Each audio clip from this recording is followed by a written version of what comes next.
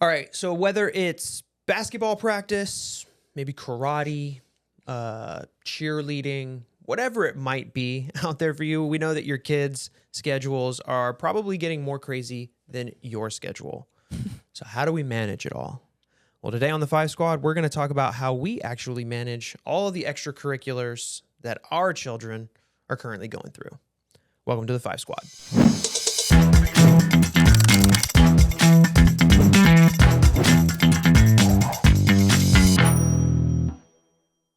Hello, everybody, and welcome back to another episode of the Five Squad podcast. For those out there who do not know who I am, my name is Evan Andrews. I'm Haley Andrews.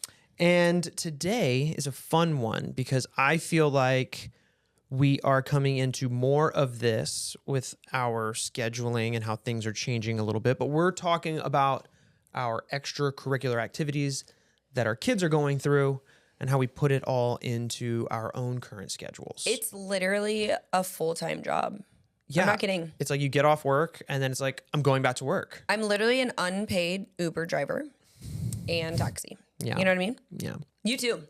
No, I know. Since Luckily, we're both doing it. I mean, yeah, I am doing some of the things that you're doing. I was just about to say, I was just going to say, I'm just going right to the school behind us, but I am I was doing just some going to other say, things. I feel like we're really getting to be pros at maintaining this extracurricular. Sharing the responsibilities, Cray. you know. Yeah, so just a real quick overview. We have 3 kids. If you don't know us, we have 3 kids, twin 9-year-olds, a 13-year-old. The boy twin, he is in karate, 3 or 4 days a week, pretty much? I mean, he could technically go every day of the week, but yes, we do three, about 3 days. or 4. Yeah. The oldest, Logan, he just started basketball, but he also goes to school early in the morning for band. So I would consider that an extracurricular as well because it's outside of his normal scheduling and Christian, routine. the younger one too, is going to school early for King Singers. Luckily, they're on the same day, so that's awesome.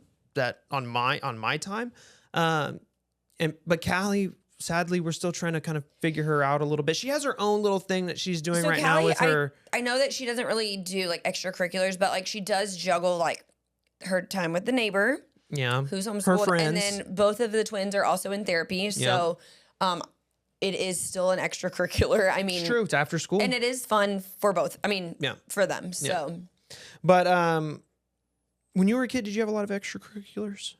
Yes. I always like to go back to our past before we start on our journey here. Yes, but I did soccer, volleyball, drill team, dance, cheerleading. Not all at the same time. Kind of little bits of overlapping. Yeah, I mean, my goodness. Yeah. I did basketball. That was about it. Football in middle school, but so you and Logan are very But similar. I walked home. Like my mom did not have like a responsibility to like pick me up or take me or whatever. Well, yeah, I mean, I did dance as like a young child, and my mom quickly gave that up. I mean, not only because of the expense, but she worked, so she couldn't. But then I did like cheerleading in junior high. I did volleyball in junior high. I think I actually did try out for basketball, but I didn't make it. Logan, you get it from me. And then I did in high school drill team and all of that. But yeah. I mean, I would walk home from school too in junior high, and then in high school I drove. So yeah. Well, with all of these things, obviously, most of the extracurriculars that we're doing, they're paid for processes. Like somebody's paying for them, right? Correct. Whether it's us or other family members that are helping out for these kids to be able to do things. But it's also important that regular life gets done. Yeah. Right? Like, what would you say to people that, prioritize the extracurriculars over, like the schoolwork and the things that still need to happen in terms of... So I think where we live, it's very important to most of the parents in our town that their kids are in like all of these extracurriculars. Sometimes a little bit too important. I think it's extremely important to us, and I think it should be to everybody, that school and like your family life doesn't become the back burner. Mm-hmm. I think maintaining your schedule as far as homework, your eating is extremely important. I think when you start thinking about extracurriculars, a lot of times like you're always eating fast food, you're not doing your homework, and those things just can't happen in our family. I mean, well, so like for us, we've kind of got it pretty scheduled out. Right? It all started with the damn allergies.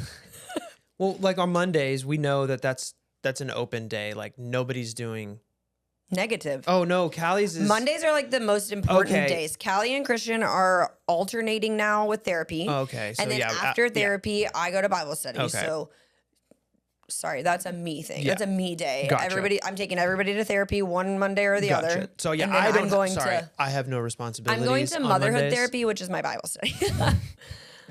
But but no like sports. Yeah. But is that where you're going? Yeah, kind of like it's not like the hyper activities where like Callie gets to go and they get to go relaxed extracurricular. Yeah, not totally. like a stressful one. It's like and then starting Tuesday through Thursday, it's just like because it's like Christian's late. That's Christian's late day for which we thought was late.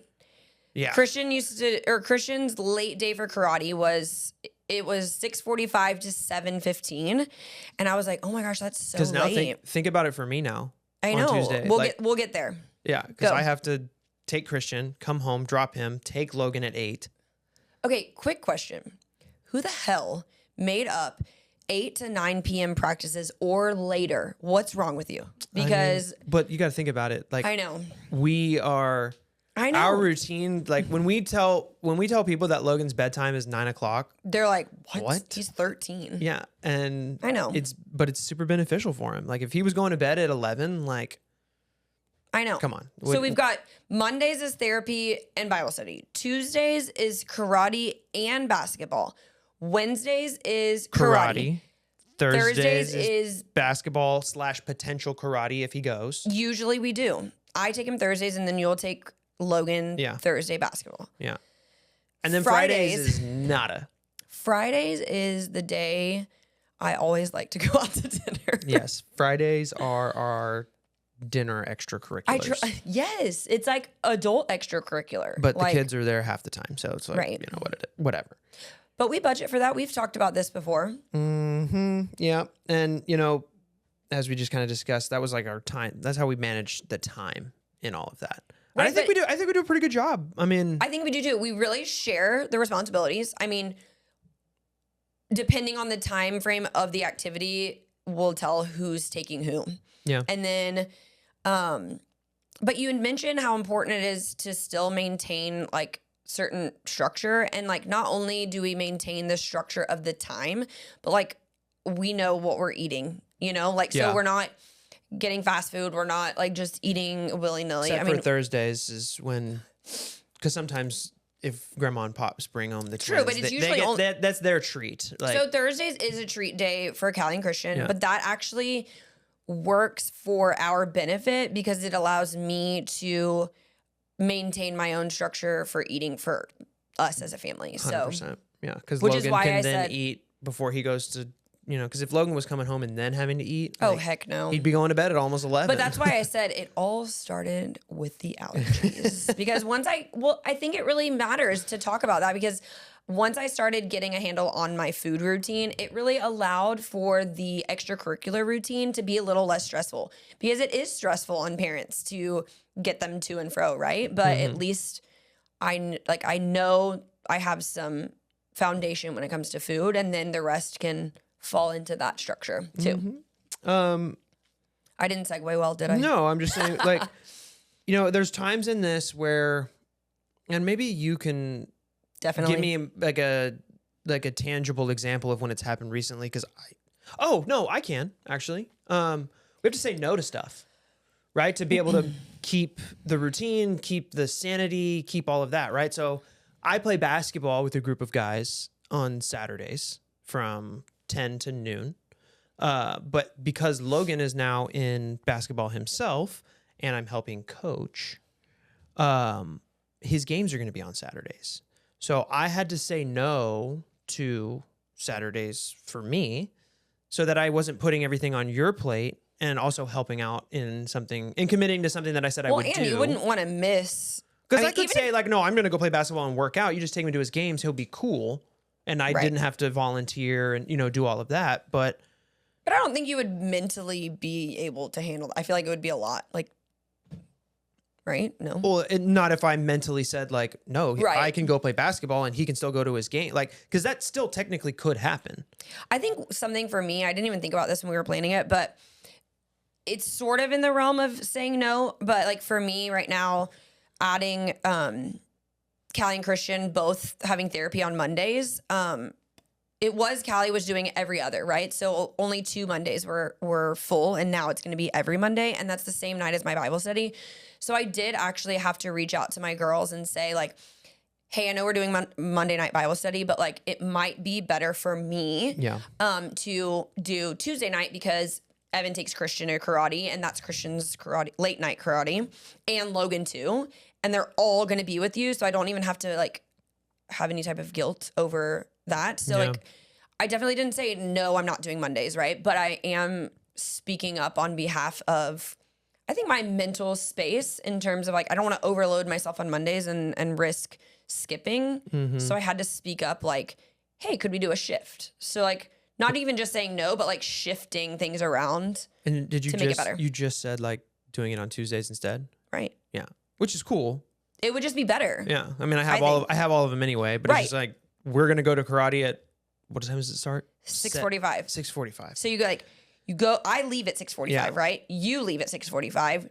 Then you don't come home till 9 and I come home at 9:30. It just seems like it would work much better. But like having that boundary and being able to speak up, saying no, or saying, hey, this might not work for us anymore. No, 100%. I mean, is extremely important to maintaining the schedule because it does. It gets so stressful. And if you're stressed in the maintaining of it, then your kids are too. And like, especially our kids. I mean, so in that's a good thing that, you mentioned, like you want to be able to still have the things that you want to be able to do.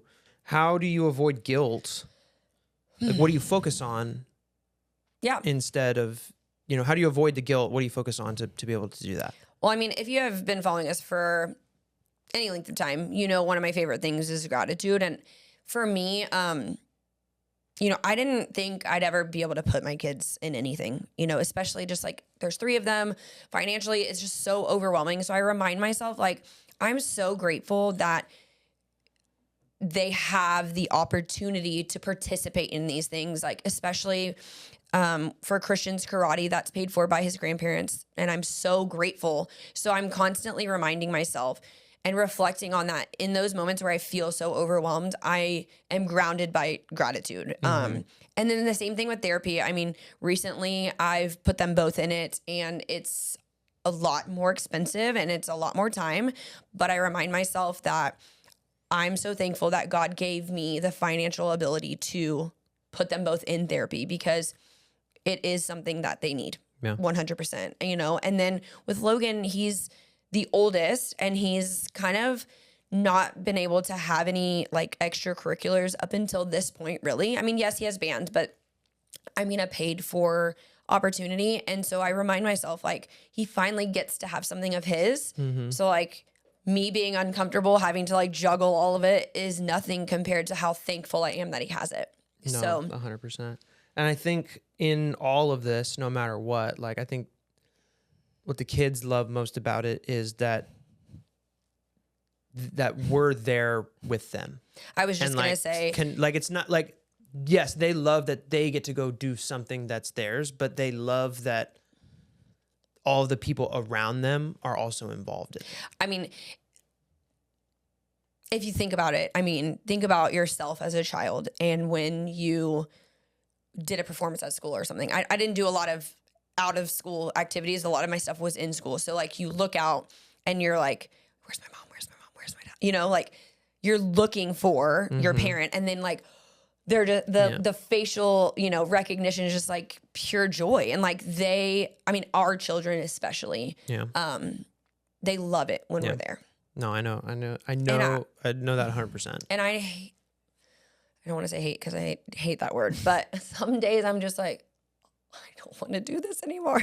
All the extracurriculars? Yes. Yeah, some days I'm just like, can we it's just taxing. skip it all? It's taxing, but But then when I see something like Christian gets a stripe or, you know, Logan makes a basket or whatever, Callie has like an overwhelmingly joyous moment in therapy. Like it makes it all worth it, you know, to know that we're there. Yeah. Because there are people that don't attend and they notice that too. Oh, 100%. 100%. And we hope you guys notice that this is the end of an episode.